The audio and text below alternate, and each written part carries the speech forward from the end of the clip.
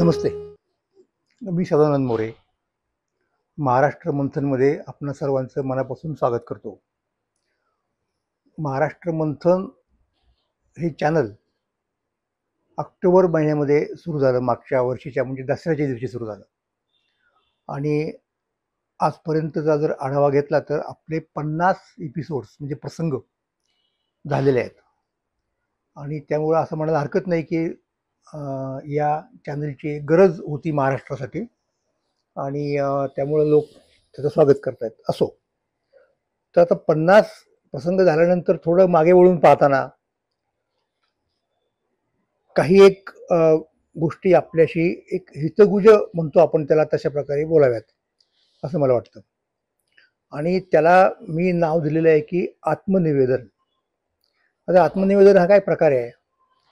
आत्मनिवेदन हा नवविधा भक्तीचा एक प्रकार आहे. भक्तीचे 9 प्रकार भक्तिशास्त्रात सांगितलेले आहेत. श्रवणम कीर्तनम विष्णोः, स्मरणम पादसेवनम, अर्चनम वंदनम दास्यम, सख्यम आत्मनिवेदनम. भक्ती नवविधा भावशुद्ध बरी, अलंकारावरी मुकुटमुनी, असं तुकोबांनी सुद्धा एका अभंगात म्हटलेलं आहे. तर नवविधा भक्ती ही आपल्याकडच्या वैष्णव परंपरेमध्ये खूप प्रसिद्ध अशा प्रकारची गोष्ट आहे आणि त्यामध्ये आत्मनिवेदन हा 9वा प्रकार आहे. तर आत्मनिवेदनचा सरळ साधा अर्थ आपण काय घेतो की स्वतःबद्दल सांगणं, त्याला आपण आत्मनिवेदन म्हणतो. खरं तर ख्रिस्ती परंपरेमध्ये ज्याला आपण कन्फेशन म्हणतो तो एक प्रकारचं आत्मनिवेदनच आहे, पण तशा प्रकारचं इथे अभिप्रेत नाही. आता या भक्तीच्या या सगळ्या 9 प्रकारांमध्ये कुठल्या भक्तीचा एक्झम्पलार, कुठल्या भक्तीचा आदर्श, कोण भक्त आहे हे देखील सांगितलेलं आहे. आता सांगणारे सुद्धा श्लोक आहेत, अभंग आहेत. म्हणजे उदाहरणार्थ दास्य भक्ती म्हटल्यानंतर हनुमान तुम्हाला आठवतो वगैरे वगैरे. त्या तपशिला जायचं कारण नाही. तर आत्मनिवेदन नावाची जी भक्ती आहे ती कोणाची भक्ती आहे? ती ईश्वराची भक्ती आहे. आता इथे आपण ईश्वराची भक्ती करण्यासाठी नाही आहोत, म्हणजे बसलेलो नाही आहोत किंवा तो चॅनलही त्यासाठी नाही. मग इथे आपण काय करतोय? आत्मनिवेदन म्हणजे नेमकं पुढे, कोणासाठी, कशासाठी? तर मी असं म्हणतो की महाराष्ट्र मंथन नावाच्या एका या यूट्यूब चॅनलमध्ये आपण महाराष्ट्राच्या पुढे हे आत्मनिवेदन करतोय की हा पात्र आहे का भक्त महाराष्ट्रासंबंधी काही म्हणायला, बोलायला? हे तर लोकांना कळलं पाहिजे ना. आता हे जे आत्मनिवेदन मी आपल्याला सांगतोय की जो भक्तीचा एक महत्वाचा प्रकार आहे, तर ती कोणाची भक्ती? तर ईश्वराची भक्ती. आता ईश्वर म्हणजे नेमकं काय, तो कुठे असतो?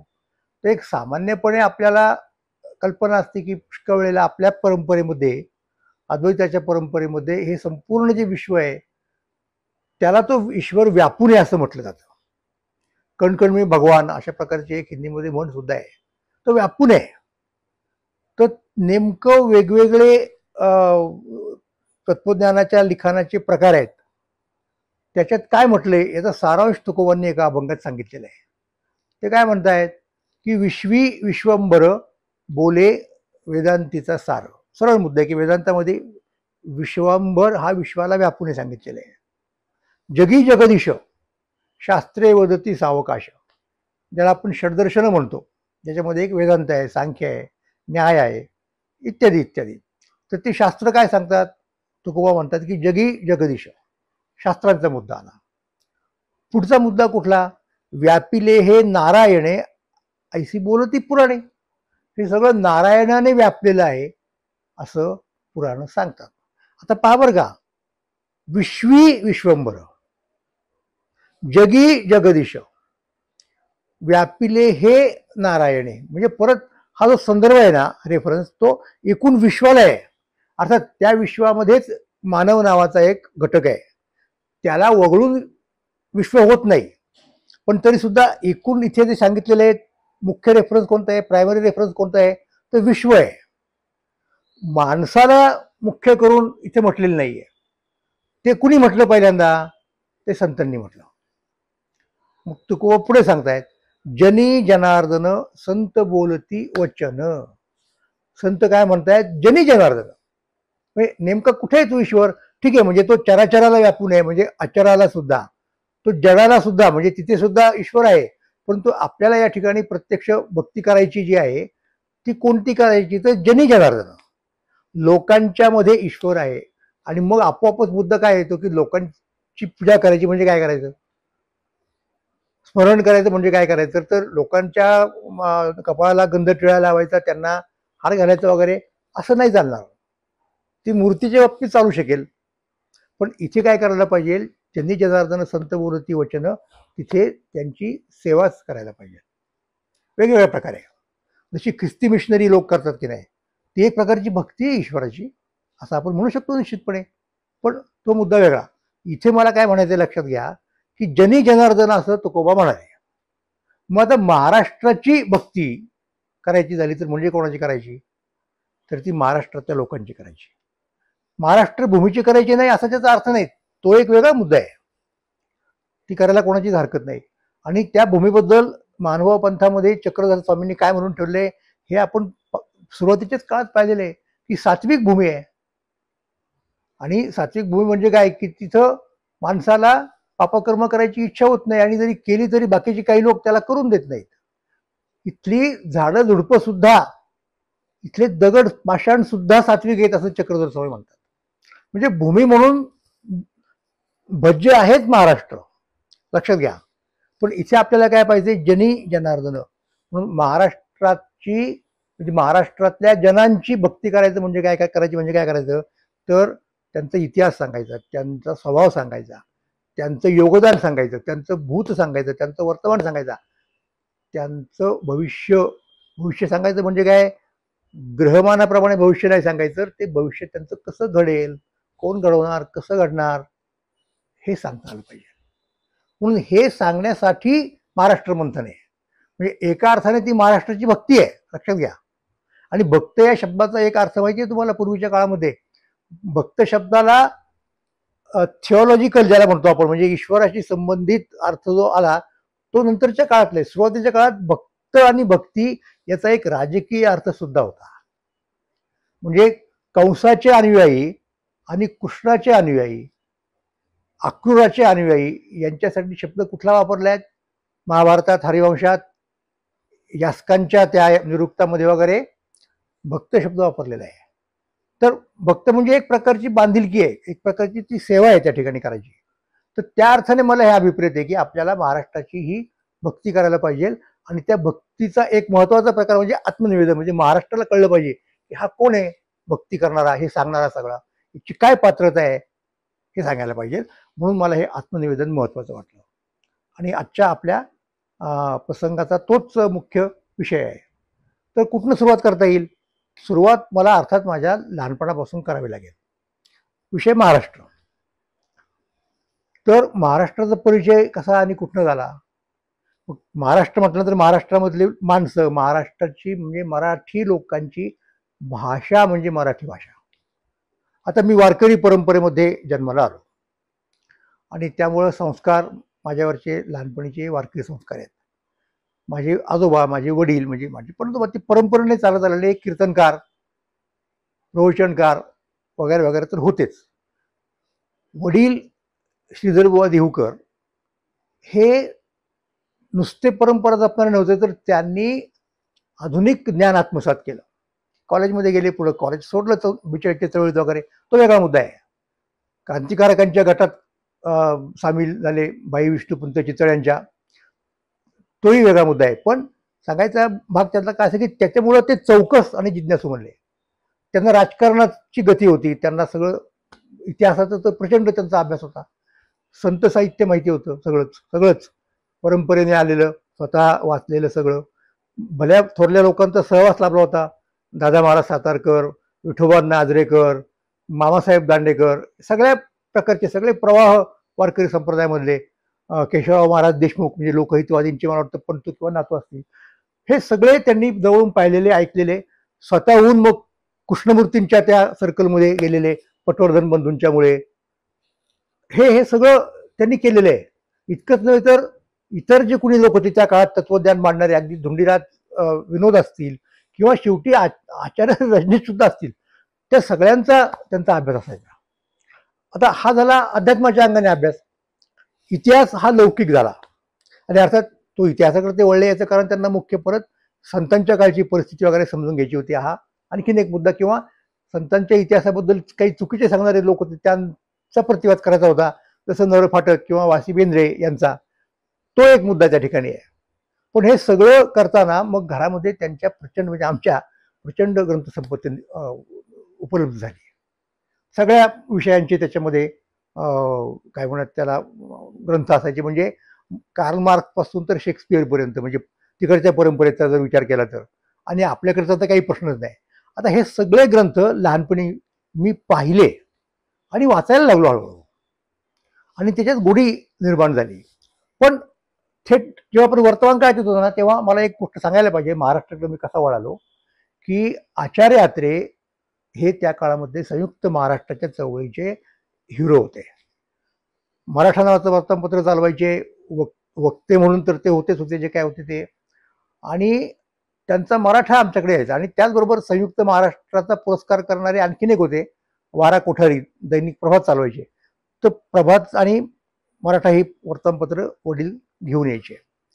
आणि त्यामुळं आचार्यांच्या विशेषतः माध्यमातून मला महाराष्ट्रासंबंधीचे एक विशेष प्रेम, विशेष आस्था आणि विशेष जिज्ञासा निर्माण झाली. मग त्यातल्या ज्या गोष्टी मला कळायच्या नाहीत त्या मी वडिलांना विचारायचो. आणि वडिलांकडे महाराष्ट्रातले, देशातले, परदेशातले अनेक विद्वान यायचे, त्या चर्चा मी ऐकायचो. त्याच्यामध्ये महाराष्ट्राविषयी यायचाच आपोआप.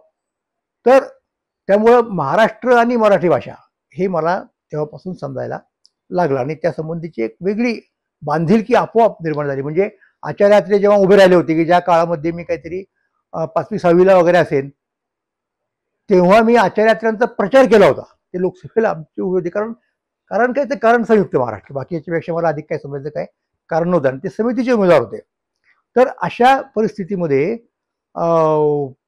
संत साहित्य, ज्ञानेश्वरी, गाथा, आणि असं वाटायचं त्या काळामध्ये की आपलं ध्येय काय, तर आपण कीर्तनकार व्हायचं, प्रवचनकार व्हायचं, संत साहित्य लोकांना उलगडून सांगायचं. पण ते सांगताना आपली दृष्टी अशी एकांगी असता कामा नये. आपल्याला सगळ्या गोष्टींचं, कमीत कमी सगळ्या गोष्टींची माहिती असली पाहिजे तत्वज्ञानाच्या क्षेत्रातली. म्हणून तत्वज्ञान घेऊन एम ए व्हायचं वगैरे वगैरे, हे मी तेव्हाच ठरवलेलं होतं. आता प्रत्यक्षामध्ये मग असं वाटायला लागलं की आता आपण पुरेसे मोठे झालो आहोत. म्हणजे काय, 11-12 वर्षाचा असेल मी, आणि आता आपल्याला प्रवचन करायचं आहे ज्ञानेश्वरीवरती. कीर्तन करणं आवड असायचं, तो सगळा संच आपल्याला स्वतःला गाता आलं पाहिजे वगैरे. पण प्रवचन तर काही हरकत नाही, पुढे ज्ञानेश्वरी ग्रंथ असतो. तर मी आमच्या सगळ्या देवस्थानच्या, विश्वस्तांच्याकडे त्यावेळच्या हट्ट धरला की मला या अधिक महिन्याच्या उत्सवात प्रवचन करायचे. तर सुरुवातीला त्यांनी मला उडून लावलं, पण मग नंतर त्यांनी केली कॉम्प्रोमाइज की ठीक आहे, आता म्हणतोय पोरगा एवढा, तर आपण करूयात त्याच्यासाठी वाजता. म्हणून माझ्यासाठी एक वेगळा स्लॉट त्यांनी काढला वेळेतून आणि बसवलं. आता प्रश्न असा आला की कशावरती आपण, कुठली ओळी घ्यायची, कुठला श्लोक घ्यायचा जर भगवद्गीतेचा घ्यायचं झालं तर. आणि मी तुम्हाला सांगतो, म्हणजे हा त्यावेळेला त्याच्यातनं आपण या दिशेने पुढे जाऊ अशी कल्पना नव्हती. पण मला असं वाटलं की अरे, ज्ञानेश्वर महाराजांनी ज्ञानेश्वरी लिहिली, म्हणजे भगवद्गीतेवरती भाष्य केलं, ते मराठी भाषेतून केलं. म्हणून ज्याला ज्ञानेश्वरी संबंधी काही म्हणायचं आहे त्याला मराठी भाषेसंबंधी काहीतरी म्हटलंच पाहिजे ना, कारण ज्ञानेश्वर म्हणतायत. पण आमच्या त्या वारकरी परंपरेमधले सगळे लोक त्यावेळेस स्किप ओव्हर ज्याला म्हणतो आपण, कुणी लक्ष द्यायचं नाही, ठीक आहे चला पुढे चला पुढे. मी पहिल्या माझ्या प्रवचनामध्ये ज्ञानेश्वरीतल्या 12व्या अध्यायामधली ओळी घेतली, ये मराठीची ये नगरी, ब्रह्मविद्येचा सुकाळू करी, देणे घेणे सुखची वरी, हो देया जना. आणि चक्क मी मराठी संबंधी बोललो. म्हणजे प्रवचन हे अध्यात्मावरच असतं, पण मी त्याच्यात बरं ज्ञानेश्वरीतलीच ओळी होती, त्याच्यामुळे कोणी आक्षेप नाही घेऊ शकला. तर तिथपासून सुरुवात झाली की मराठी भाषा ही एक काहीतरी गोष्ट आहे महत्वाची. आणि मग त्यातनं मी पुढे पुढे पुढे मराठीसाठी आपण काहीतरी करायला पाहिजे असं वाटत होतं. केलं, त्याचं फळही मिळालं. कुठे साहित्य संमेलनाचा अध्यक्ष झालो, ग्रंथ प्रकाशित केले लोकांनी. आणि आत्ता सांगतो तुम्हाला, माझा पुढचा जो काही ग्रंथ येतोय त्या ग्रंथाचं नाव मराठीची आहे नगरी हाच आहे. आणि मग त्या पॉईंट ऑफ व्ह्यू जर पाहिलं तर मी महाराष्ट्रासंबंधी लिखाण केलं. याच्या अगोदर माझे 4 ग्रंथ होते महाराष्ट्रासंबंधीचे. कोणते कोणते? पहिल्यांदा तुकाराम दर्शन, नंतर लोकमान्य ते महात्मा, नंतर गरजा महाराष्ट्र, आणि नंतर महाराष्ट्राची लोकयात्रा. आता गरजा महाराष्ट्र आणि महाराष्ट्राची लोकयात्रा हे सरळ सरळ शीर्षकावरूनच कळतं की अरे हे ग्रंथ महाराष्ट्रासंबंधीचे आहेत. पण तुकाराम दर्शन आणि लोकमान्य ते महात्माचं काय नेमकं? तुम्हाला हे सांगायला पाहिजे की हे दोन्ही ग्रंथ जे आहेत, लोकमान्य ते महात्मा आणि तुकाराम दर्शन, ह्याच्या नावावरून जाऊ नका. ते ग्रंथ महाराष्ट्र संबंधीचे आहेत, महाराष्ट्राच्या संस्कृती संबंधीचे आहेत, महाराष्ट्राच्या राजकीय संस्कृती संबंधीचे आहेत. आणि साहजिकपणे त्यामुळं माझा जो अप्रोच आहे सगळा हा आंतरविद्या शाखीय हा झालेला आहे, राहिलेला आहे पहिल्यापासून. वेगवेगळ्या विषयांच्या अनुषंगाने मी बघतो कुठल्याही एका घटनेकडं. त्यामुळे मी जो इतिहास लिहिला तो बऱ्याच वेळेला घटनांचा किंवा व्यक्तींचा नसून तो प्रक्रियांचा इतिहास आहे. संपूर्ण प्रक्रिया मला एक उलगडायची असते. म्हणजे लोकमान्य ते महात्मा हे टिळकांच्या बद्दलचं किंवा गांधींबद्दलचं पुस्तक नाही, महाराष्ट्राबद्दलचं पुस्तक आहे. आणि महाराष्ट्राने टिळकांकडनं गांधींकडे जाताना ते नेतृत्व कसं स्वीकारलं, काय त्या काळात प्रक्रिया झाली, काय खळबळ माजली, कुणी विरोध केला, कुणी पाठिंबा दिला, ही प्रक्रिया मी उलगडलेली आहे. करता महाराष्ट्र कसा घडला प्रक्रिया आहे. महाराष्ट्राची लोक आहेत, महाराष्ट्रामधल्या सामाजिक सुधारणांचा चळवळींचा तो असा प्रक्रियात्मक इतिहास आहे. आणि मग त्याच्यात व्यक्ती येतात, त्याच्यात घटना येतात. ते एक इतिहास लेखनाची सुद्धा एक वेगळी पद्धत, मला असं वाटतं की एक वेगळा पॅराडाईम निर्माण करण्याचा मी प्रयत्न केला. त्यात किती यश मिळालं किती नाही हे मला माहित नाही, ते वाचक वगैरे लोक ठरवतील. तर हे माझं महाराष्ट्राबद्दलचं प्रेम आहे. आणि त्यामुळे ही आपोआप महाराष्ट्राची भक्ती माझ्याकडनं घडली असं मी म्हणेन. आणि अर्थात या ठिकाणी आपल्याला भक्तीचा अर्थ एक वेगळा लावायला पद्धतीने आपल्याला घ्यावा लागतो. तो अगदीच थिओलॉजिकल असा घ्यायचं काही कारण नाही. आणि या भक्तीमधली एक महत्वाची भक्तीचा प्रकार नवविधा भक्तीचा तो आत्मनिवेदन आहे. म्हणून मी म्हटलं की आज आपण लोकांशी, आपल्या प्रेक्षकांशी एक संवाद केला पाहिजे की बाबा आत्मनिवेदन, मी तुम्हाला सांगतोय की मी कोण आहे, मी काय करतोय, कशासाठी करतोय आणि त्याच्यामध्ये माझं उद्दिष्ट काय आहे. उदाहरणार्थ तर महाराष्ट्रामध्ये किती पोटेन्शियल आहे मला माहीत झालेलं आहे आपोआप. म्हणजे मी जे मगाशी तुम्हाला म्हणालो, थोडं मागे जाईन सांगण्यापुरतं, तर आचार्य अत्रेयांच्या संदर्भामध्ये मी प्रचार केला. मी ते माझं रोल मॉडेल होतं त्या काळामध्ये. आणि म्हणून मला वाटतं प्री डिग्रीला असताना, म्हणजे 16-17 वर्षांचं वय असेल, मी तुकोबांच्या संबंधी एक लेख लिहिला आणि तो अत्र्यांकडे पाठवला. अत्र्यांनी चक्क तुकाराम विजयच्या दिवशी तो लेख छापला. आणि त्या दिवशी संध्याकाळी यात्रे दर्शनासाठी देहूला आले. आणि आल्यानंतर त्यांनी देवस्थानच्या कचेरीत चौकशी केली की हे कोण सदानंद मोरे कोण आहेत सद्गृहस्थ, मला त्यांना भेटायचे. चांगला लेखक दिसतो हा. मला घरी लोक आले देवस्थानचे घेऊन गेले, तर हा सदानंद मोरे म्हणजे पोरगा. तर आत्रे खूप खुश झाले की मी एवढ्या पद्धतीने लेख दिला चांगला, त्यांनी माझी पाठ थोपटली. म्हणजे माझ्या या सगळ्या करिअरची सुरुवातच आचार्य अत्र्यांच्या आशीर्वादातून झालेली आहे. तर हे महाराष्ट्र संबंधीचं माझं सततचं विवेचन मराठी भाषेसंबंधीचं चालू असल्यामुळं सरकारने मला केव्हा तरी एकदा भाषा सल्लागार समितीचा अध्यक्ष केला. तर या गोष्टी चालू राहतात. म्हणजे त्या पदांचा काय आपल्याला उपयोग असतो, फायदा असतो, नावापुरता नसतो होतो. तर त्याच्या माध्यमातून आपण काही गोष्टी घडवू शकतो. त्या पदाचा कुठल्याही पक्षाशी, कुठल्याही विचारसरणीशी काही संबंध नसतो, व्यक्तीशी नसतो. तर तिथे राहून आपल्याला ज्या काही गोष्टी करायच्या असतात ते केल्या हे मी सांगू शकतो, निश्चितपणे सांगू शकतो.